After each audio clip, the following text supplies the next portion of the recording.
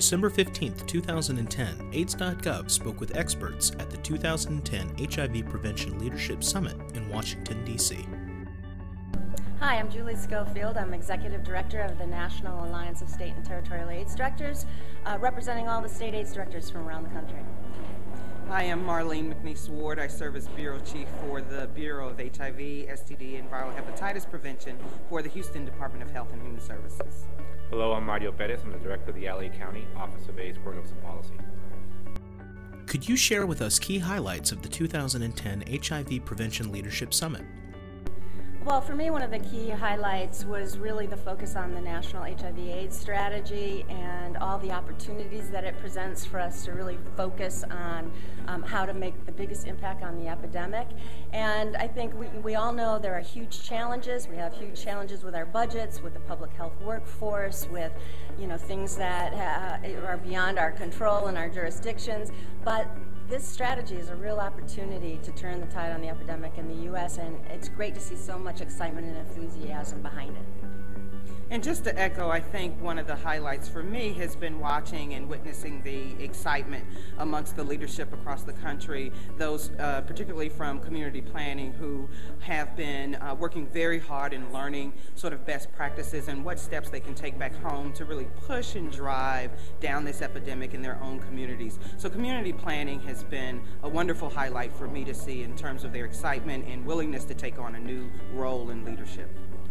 I've been really impressed with some of the commitment to rethinking HIV prevention in America, and there's been a lot of coalescing of prevention thought around the plan. I think we have a blueprint for action in the country that we can all rally around, and I think the commitment to prevention couldn't have been more clear.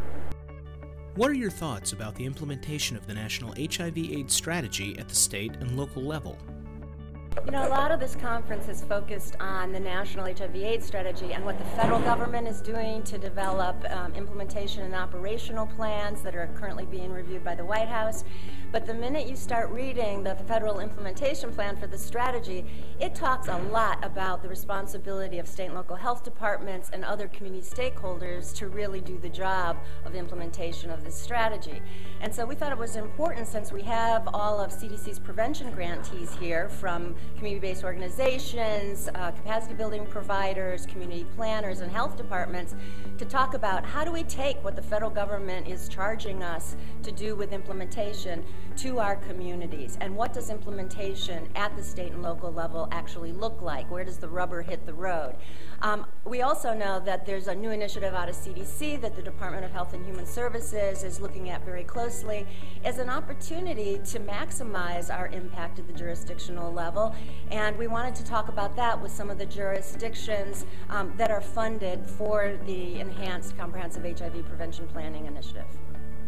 And I think this session around the implementation of both the National AIDS Strategy through the ECHIP initiative has highlighted for us a need for the inclusion of more skill sets required to really make a continued dent in driving down new infections and averting new infections. And so for us, it's been about how do we bring our community along in understanding that we're at a critical crossroads and that we need new tools, new strategies in order to build upon the successes in HIV prevention that we've seen thus far. Yeah, this session really, I think, challenges us to go up to the 15,000-foot level and really do an assessment comprehensively of what's happening on the ground level in terms of averting new infections.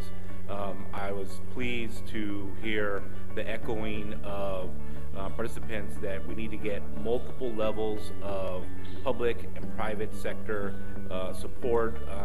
Multiple federal agencies need to be involved and engaged, CMS, SAMHSA, NIH, HRSA, as well as CDC and other departments, as well as the private sector. If in fact we're going to meet these national prevention goals, there needs to be a much more concerted, driven, thoughtful effort to preventing HIV in America. And I think this session highlighted a lot of that. You can find more information on the 2010 HPLS conference by visiting the National Minority AIDS Council website at www.nmac.org.